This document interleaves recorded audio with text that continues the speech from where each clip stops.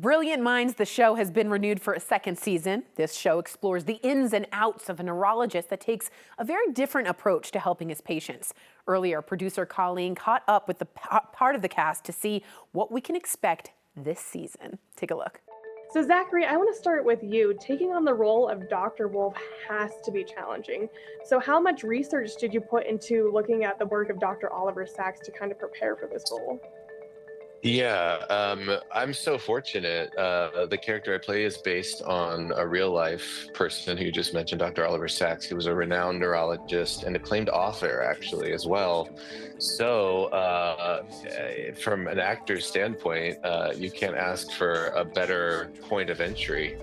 There was so much source material, the books that he wrote, his memoir, the many articles that he wrote, the interviews that he gave over the years, the TED Talks, the podcasts. So I had a field day.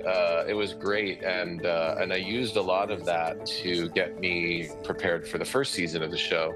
And now it's like, it's kind of like putting on an old glove. It's like getting back into this relationship with the character is informed by the foundation that I was able to lay for myself in the first season. And it's a lucky thing too, because of the pace that we're working at in season 2.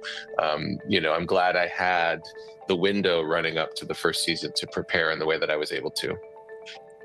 No, that's incredible. And then Timberla, I want to kind of talk about what goes on behind the scenes. Tell me more about what it's like kind of with the writers and all that, kind of based off of these real cases.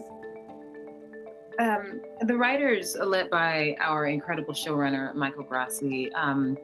I'm glad that you mentioned everything are real cases, because that's one of the things people do come to me and say, that was the craziest thing that happened in that episode. And I'm always having to let people know that everything is based off of real cases. But Michael Grassi leads an incredible team of writers. And when I tell you this is the most collaborative group of people I've ever worked with on any project in television, I really mean it. They come to set, they have a script for us, they have their ideas of how a character says it, they've written everything out. They really do give us a bit of autonomy over the things that we're saying. What sounds good coming out of our mouth? What is making sense to us? Or if we have not a better idea, but a different idea about something. They're so collaborative that it's truly a blessing to work with them. No, that's fantastic. And I mean, we're so excited for season 2. So Zachary, what can we expect in this upcoming season? Wow. I mean, yeah, Tamberla and I have been talking about it amongst ourselves, and sharing it with people now is really exciting. We pick up the second season, I think, for my character anyway, in a place where we really don't expect to find him. The stakes are high, and about a month and a half has gone by since we ended the first season. So first of all, there's a big mystery from the jump with my character, and then we go into present day and realize that 6 months have passed from the beginning of the second season until that opening sequence. So we have to figure out as an audience, how does Wolf get from where we meet him to where he ends up?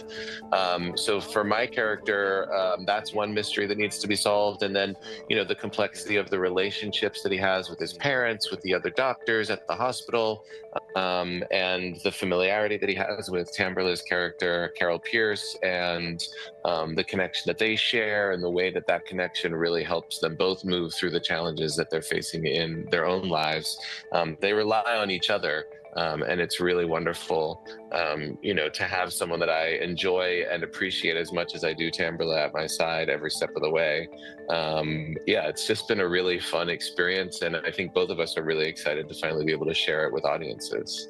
No, we can't wait to see how this all unfolds. But one thing that really stands out to me about this show is the compassion and drive to figure out these cases that some people might have given up on. So where do you find that drive and compassion to portray that on screen?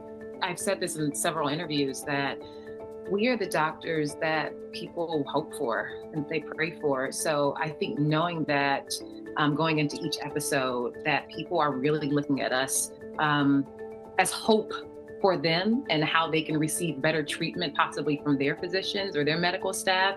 I think that is really just encouraging for us as we navigate all these episodes. No, yeah, and we can't wait to see how this all unfolds. Thank you both for the time today, and we'll be on the lookout for brilliant minds right here on 9 News. Thank you. Yeah.